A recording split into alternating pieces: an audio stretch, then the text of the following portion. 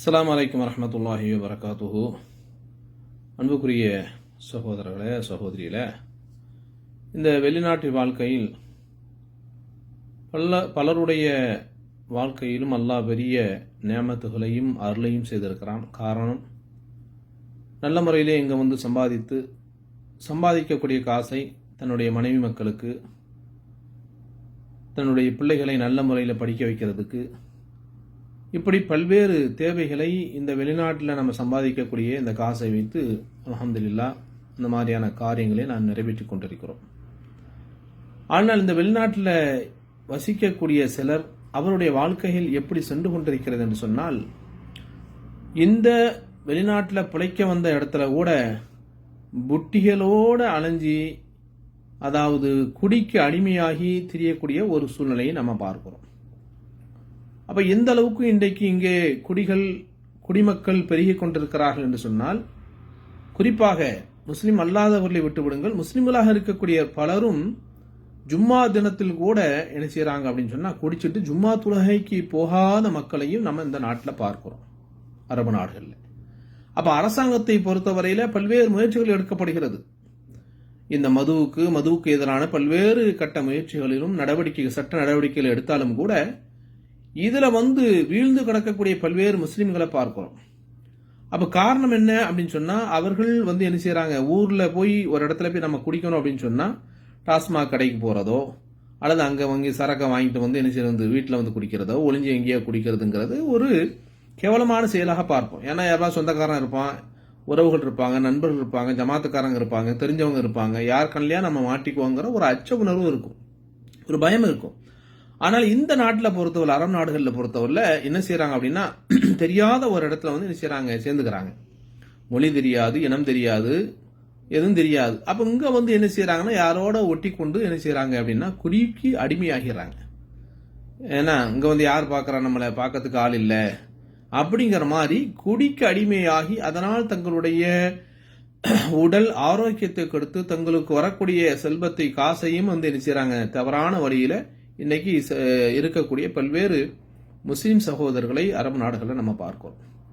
அப்ப இது எவ்வளவு மோசமானது அப்படின்னு சொன்னா, அல்லாஹ்வுடைய தூதர் ஸல்லல்லாஹு அலைஹி வஸல்லம் அவர்கள் இந்த மது சம்பந்தமாக சொல்கின்ற போது 10 நபர்களை சபிக்கின்றார்கள். அதை சுமந்துட்டு போறவன், யாருக்கு அந்த சுமந்துட்டு போறான் அவன், அதை விற்பவன், அதை வாங்குபவன், அதை பிழிபவன், அதை குடிப்பவன், அதனுடைய விலையை அந்த காசை வச்சு வாழ்றவன், எல்லாத்தையும் அல்லாஹ்வுடைய தூதர் ஸல்லல்லாஹு அலைஹி வஸல்லம் அவர்கள் சபித்தார்கள் அப்படிங்கிற செய்தியை பார்க்கிறோம்.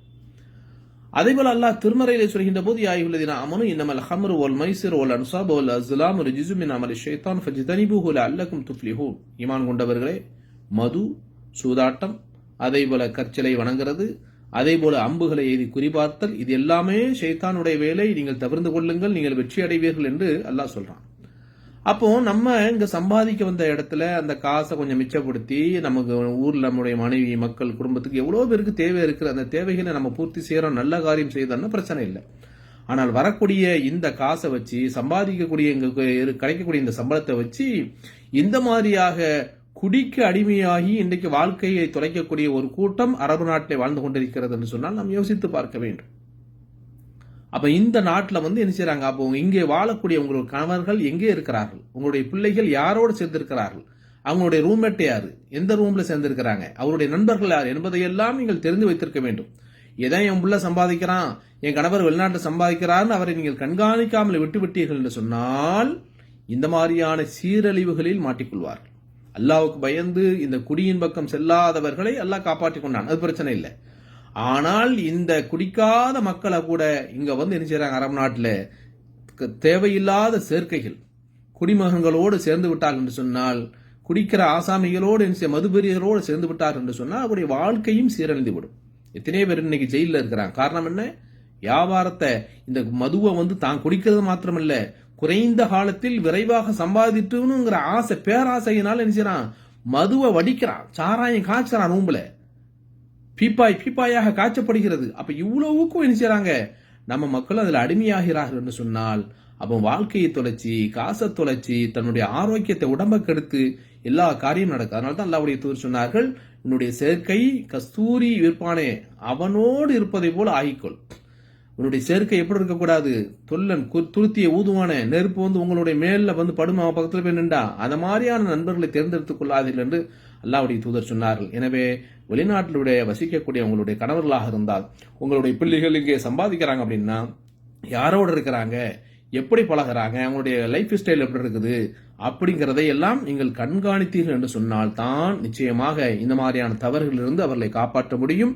இல்ல நம்ம புள்ள சம்பாதிக்கிறது, என் புருஷன் மாசம் மாசம் காசு தராரு, அல்லது காசு சம்பளத்துல கம்பெனில சம்பளம் தரல அப்படின்னு பொய் சொல்றாரு, அல்லது பிள்ளைங்க வந்து இந்த மாதிரி தவறாக இருக்கிறார்கள் அப்படிங்கறத நீங்க வந்து கண்காணிக்காம விட்டுட்டீங்கன்னா உங்களுடைய பிள்ளைகளுடைய வாழ்க்கையும் கணவனுடைய வாழ்க்கையும் சீரழிந்துவிடும். எனவே அதுல கண்காணிக்க வேண்டுமா நீங்க நினைச்சீங்க, அதுல வந்து கவனம் செலுத்த வேண்டும். அப்படிப்பட்ட மக்களாக நாம் இருக்க வேண்டும். அஸ்ஸலாமு அலைக்கும் வரஹ்மத்துல்லாஹி வபரகாத்துஹு.